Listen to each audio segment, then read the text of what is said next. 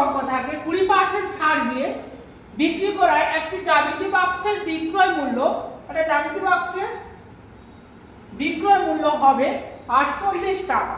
তাহলে জ্যামিতি বাক্সের ধার্য মূল্য কত? তাহলে 20% ছাড় দিয়ে বিক্রি করায় জ্যামিতি বাক্সের বিক্রয় মূল্য হবে 48 টাকা। তাহলে জ্যামিতি বাক্সের ধার্য মূল্য কত? দেখো 20% ছাড় দিয়েছে, তাহলে দেখো একটা জিনিস যদি আমাদের 100 টাকা থাকে তাতে যদি ছাড় দেয় 20%, তাহলে বিক্রয় মূল্য কত? 80 টাকা। মনে করি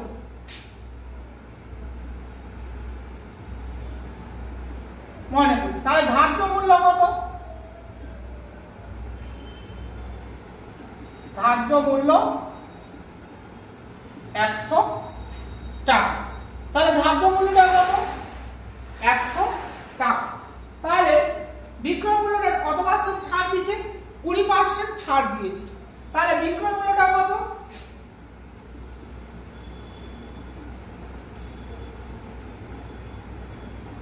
বিক্রয় মূল্য আমাদের কত হবে? 80 টাকা। তারপর 100 মাইনাস 20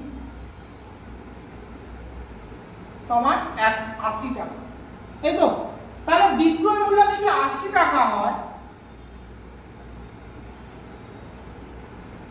বিক্রয় মূল্য 80 টাকা হলে ধার্য মূল্য কত? ধার্য মূল্য 100 টাকা। দেখো বিক্রয় মূল্য 80 টাকা হলে ধার্য মূল্য কত? 100 টাকা। তাহলে বিক্রয় মূল্য 1 টাকা হলে ধার্য মূল্য কত হবে? 100/80 টাকা। আর বিক্রয় মূল্য যদি আমাদের কত টাকা বলেছে? বিক্রয় মূল্য 48 টাকা। তাহলে বিক্রয় মূল্য 48 টাকা হলে তাহলে ধার্য মূল্যটা কত হবে? 100/80 ইনটু 8, 0 0 চলে যাবে, 8 6, তাহলে কত হবে? 0 0 চলে গেল, তাহলে 10 6 আমাদের কত? 60 টাকা। কত হবে? 60 টাকা। তাহলে অপশনটা কি হচ্ছে? এ। অপশনটা হচ্ছে আমাদের এ।